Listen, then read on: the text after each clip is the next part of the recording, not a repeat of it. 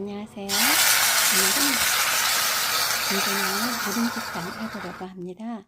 밤에 만들어 놨다가 아침에 3분이면 돼요. 전자레인지에 데워서 속을 든든하게 해서 아침에 드시고 나갈 수 있는 그런 음식이거든요.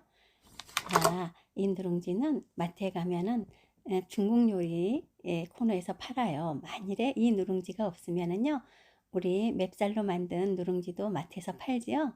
그거 갖다가 쓰셔도 괜찮습니다. 찹쌀 누룽지가 조금 더 부드럽고 고소하기는 하지만은요, 우리 그 누룽지도 괜찮습니다. 맵쌀로 만든 누룽지도요. 이렇게 튀겨주시면 돼요. 튀겨서요, 기름종이에 싸서 이렇게 봉지에 담아놨다가 아침에 드셔도 괜찮거든요. 금방 튀긴 거 국물 부어서 먹으면 고소하고 바삭하고 부드럽고요. 아침에 드시면 쫄깃한 게 또 맛있어요. 자, 해산물은 있는 거 아무거나 하셔도 괜찮습니다. 저는 오늘 오징어, 전복, 새우 그렇게 쓸 건데요. 꼭 없어도 해삼도 있으면 좀 넣어도 괜찮고요.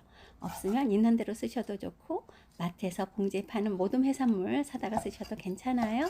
소고기나 돼지고기 있으면 조금만 넣어주세요. 채 썰어서. 버섯도 느타리 버섯, 오늘 저는 표고버섯 있는데요. 뭐 없으면 팽이버섯 하셔도 좋고, 있는 버섯 아무거나 하셔도 괜찮거든요.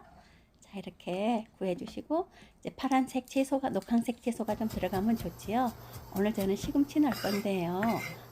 뭐 브로콜리 또는 청경채, 배추 아무거나 괜찮습니다. 잎채소 좀 넣어주시면 돼요. 준비해 주시면 됩니다. 마늘은 곱게 안 다져도 돼요. 대충 이렇게 으깨주시고요. 네, 대파도 어슷어슷 썰어주시면 되거든요. 자, 물 좀 올려가지고요. 물이 끓기 시작하면 채소와 해산물은 데쳐내세요. 나중에 볶을 때 익는 속도를 갖게 하려고 이렇게 데치는 거니까 오래 데칠 필요는 없습니다. 살짝 데쳐가지고 건져내고요. 국물도 버리지 말고 나중에 육수로 쓰시면 됩니다. 자, 이제는 볶아볼까요? 팬에다가 기름 두르고요. 아까 다져놨던 마늘, 대파, 생강 약간 넣으세요. 넣고 볶아서 향을 내주시면 됩니다.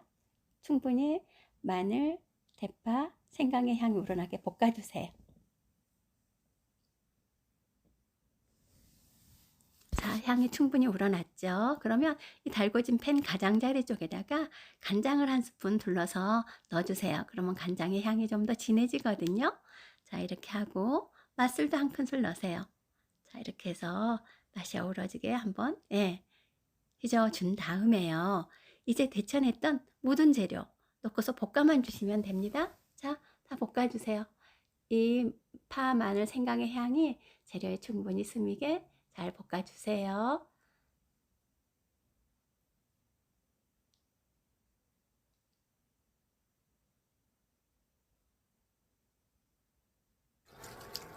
자, 볶은 다음에 채소와 해산물 데친물 부어주시면 되거든요. 이렇게 부어서 끓여만 주시면 된답니다. 자, 끓으면 해산물에서 좀 부유물이 나오죠. 살짝만 걷어내 주세요. 너무 많으면 좀 지저분하더라고요, 탕이. 자, 이렇게 해서 부유물 살짝 걷어낸 다음에 간 해주시면 돼요. 소금 한 스푼 넣어주시고요. 국물이 많잖아요. 자, 굴소스는 2스푼 넣어주시고 후춧가루 약간 넣으세요. 자, 그런 다음에 꼭 조리하시는 분이 간을 한번 봐주셔야 됩니다. 간 한번 보시고요. 자, 그리고 이제 물녹말 약간만 푸세요. 물녹말은 껄쭉하게 하는 건 아니고요. 살짝의 맹물보다는 농도가 있게끔. 왜냐하면 기름에 볶았기 때문에 기름과 물이 섞일 정도, 그 정도만 넣어주시면 됩니다. 자, 이렇게 넣어주시면 돼요. 충분히 국물이죠? 네, 이렇게 끓여가지고요.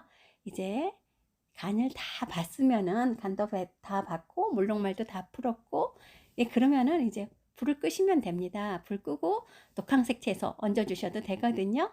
자, 푸른 채소 좀 넣어 주시고요. 그리고 참기름 한 방울 둘러주세요. 참기름 약간만 둘러서 향 내주시면 되죠. 이렇게 하면 완성이 다 됐어요.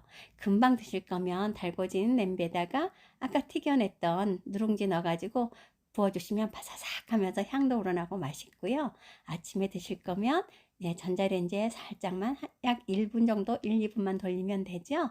돌려가지고 탕과 누룽지를 같이 섞어서 드시면 든든한 아침 식사가 된답니다. 자, 지금까지 시청해 주셔서 감사합니다. 구독, 좋아요도 부탁드려요. 네, 소리가 나죠?